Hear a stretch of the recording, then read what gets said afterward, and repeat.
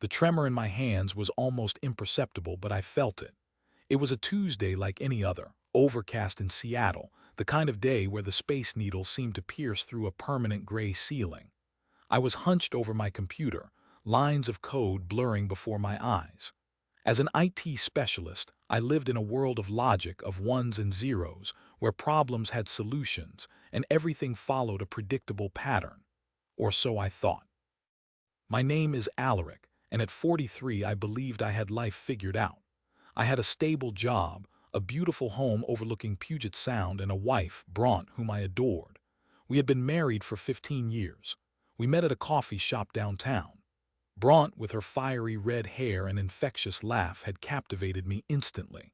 She was a whirlwind of energy, an artist who saw the world in vibrant colors, a stark contrast to my methodical existence. We balanced each other, or so I thought. The first crack in our seemingly perfect facade appeared subtly, like a hairline fracture in glass. Bronte started working late, claiming deadlines at the art gallery where she curated exhibits. "Just a temporary thing, Alaric," she would say, kissing me lightly on the cheek before rushing out the door. I didn't question it. I trusted her implicitly. I believed in her passion, her dedication to her craft. I was a fool. The late nights became more frequent. She started taking weekend trips to Portland for art conferences. Our conversations dwindled, replaced by curt exchanges and strained silences. The warmth that had once defined our relationship began to dissipate, leaving a chilling void in its wake. One evening, while Bronte was supposedly at a gallery opening, I decided to surprise her with dinner. I picked up her favorite Thai takeout and drove downtown, excitement bubbling in my chest. As I approached the gallery, I noticed her car parked a block away, bathed in the dim glow of a streetlight. It wasn't unusual, but something felt off. I parked nearby and walked towards the gallery, peering through the large windows. The gallery was dark, the lights off, the doors locked. My heart sank. Where was she? I pulled out my phone to call her, but hesitated. A nagging feeling, a sense of unease, gnawed at me. Instead of calling, I decided to wait. 20 minutes passed. The silence of the night was broken only by the occasional passing car. Then I saw them. Bronte emerged from a nearby bar, her arm linked with a man I didn't recognize. He was tall, with dark hair and a confident swagger. They were laughing, their faces close, their bodies almost touching. They walked to her car, and as they reached it, he leaned in and kissed her. A long, lingering kiss that shattered my world into a million pieces. I stood there, frozen, my mind reeling. It couldn't be. Not Bronte. Not my Bronte, but it was. The image burned into my retina, seared into my soul. The woman I had loved, the woman I had trusted, was betraying me right before my eyes. I stumbled back to my car, my legs heavy, my vision blurred. The Thai food sat untouched on the passenger seat, a cruel reminder of my naivete. I drove home in a daze, the city lights blurring into streaks of meaningless color. I couldn't breathe. I couldn't think. I could only feel the crushing weight of betrayal. I walked into our home, the home we had built together, the home that now felt like a prison. I sat on the couch, staring blankly at the wall, waiting for her to come home. I didn't know what I would say, what I would do. I only knew that everything had changed. She arrived around midnight, her cheeks flushed, her eyes sparkling. "Alaric, you're still up?" she asked, feigning surprise. "I thought you'd be asleep." I looked at her, at the woman I had loved for so long, and I felt nothing but a cold, hollow emptiness. "Where were you, Bronte?" I asked, my voice flat, devoid of emotion. She hesitated, her eyes darting around the room. "I told you, Alaric, I was at the gallery opening. It ran late, the gallery was closed." "Bronte," I said, my voice still flat. "I saw you with him at the bar." Her face paled. "Alaric, I can explain," she stammered, her voice trembling. "Explain what, Bronte?" I asked, my voice rising. "Explain how you could betray me like this. Explain how you could lie to my face." Tears welled up in her eyes. "It just happened, Alaric," she sobbed. "It was a mistake. I didn't mean for it to happen." "Mistake," I repeated, my voice laced with sarcasm. "A mistake you made repeatedly, Bronte. The late nights, the weekend trips, the lies." She didn't answer. She couldn't answer. The truth hung in the air, thick and suffocating. "Is he Bronte?" I asked, my voice barely a whisper. She hesitated again, then whispered. "His name is Kellen. He's an artist." "I met him at the gallery." "An artist," I repeated, a bitter laugh escaping my lips. "Of course, an artist. Someone more exciting, more creative than boring old Alaric, the IT guy. That's not true, Alaric, she cried. I love you, I do, I scoffed. Is that what you call it, Bronte? This is your idea of love? I stood up, my body shaking with rage. Get out, Bronte, I said, my voice trembling. Get out of my house. Get out of my life. She looked at me, her eyes filled with fear and regret. Alaric, please, she begged. Don't do this. We can work through this, I promise. There is nothing to work through, Bronte, I said, my voice cold and hard. It's over. I'm done. She left that night, taking a suitcase filled with her clothes and her art supplies. As I watched her drive away, I felt a strange sense of relief. The pain was still there, but it was mixed with a sense of freedom. I was free from her lies, her deceit, her betrayal. The next few months were a blur. I filed for divorce. I sold our house. I moved into a small apartment downtown. I threw myself into my work, burying myself in lines of code, trying to forget the pain.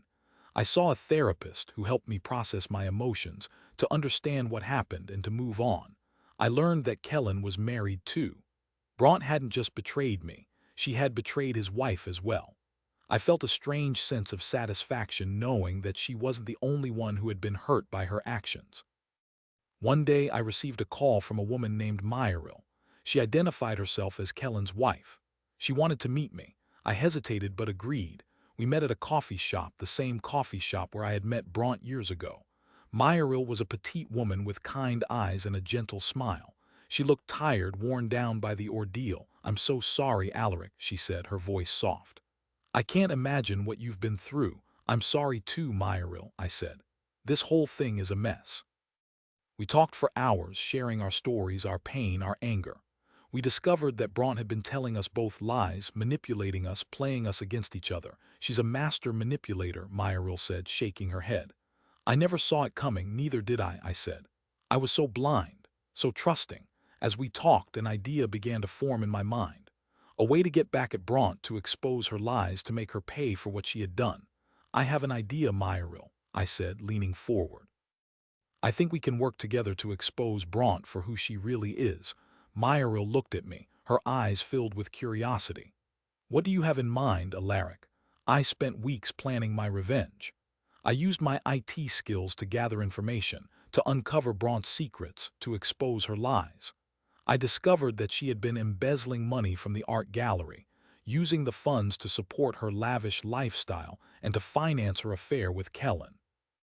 I shared my findings with Mireille, and together we crafted a plan. We decided to expose Bronte at her next art exhibit, a prestigious event that would be attended by the city's elite. The night of the exhibit arrived. I dressed in a sharp suit, feeling a sense of purpose I hadn't felt in months. I met Mireille outside the gallery, and together we walked inside. Bronte was radiant, basking in the attention of the crowd. She looked beautiful, but I saw through her facade. I saw the lies, the deceit, the manipulation. As she began her opening speech, I stepped forward, my voice booming through the room. Excuse me, everyone, I said. I have something to say. Bronte's face paled. She knew what was coming. I proceeded to expose her lies, her affair, her embezzlement. I presented the evidence I had gathered, the emails, the bank statements, the photographs. The crowd gasped. Bronte's face turned crimson. She tried to deny it, to deflect, but it was no use. The truth was out. Mireille stepped forward and shared her story, adding another layer of betrayal to Bronte's already crumbling facade. The crowd turned against Bronte, their admiration replaced by disgust. Her career, her reputation, her life were in ruins. As the police escorted her out of the gallery, she looked at me, her eyes filled with hatred. You haven't heard the last of me, Alaric, she spat. I simply smiled. Yes, I have, Bronte, I said. I have. The aftermath, I felt a sense of closure. I had gotten my revenge. I had exposed Bronte for who she really was, but I also realized that revenge wasn't the answer. It didn't bring me happiness. It didn't erase the pain. I decided to focus on myself, on healing, on moving on. I started painting again, something I hadn't done since I met Bronte. I rediscovered my passion, my creativity. I found solace in art, in expressing my emotions on canvas. I also reconnected with friends and family, people I had neglected during my marriage. I realized that I wasn't alone, that I had people who loved me, who supported me. One day, while volunteering at a local animal shelter, I met a woman named Isolde. She was kind, compassionate, and genuine. She loved animals and she loved art. We connected instantly. We started dating and I found myself falling in love again. Isolde was everything Bronte wasn't: honest, loyal, and true. She brought joy and laughter back into my life. I learned that Bronte had been convicted of embezzlement and sentenced to prison. Kellen had divorced her and moved to another state. Karma had finally caught up with her. I never spoke to Bronte again. I moved on with my life, leaving the past behind. I found happiness with Isolde and we eventually got married. We built a life together, filled with love, laughter, and trust. I learned a valuable lesson from my experience with Bronte. That betrayal can be devastating, but it doesn't have to define you. That you can survive the pain, heal the wounds, and find happiness again. That love is worth fighting for, but not at the expense of your own self-respect. And so, I sit here today with Isolde by my side, looking out at the beautiful Puget Sound, grateful for the life I have, grateful for the love I have found, and grateful for the lessons I have learned. Life had thrown Alaric a curveball, a betrayal that shattered his world. But he emerged from the ashes, stronger, wiser, and ready to embrace a future filled with genuine love and happiness. The pain of Bronte's deceit served as a harsh lesson, teaching him the importance of self-respect and the resilience of the human spirit. And to the reader, may you find strength in your own trials and know that healing and happiness are always within reach.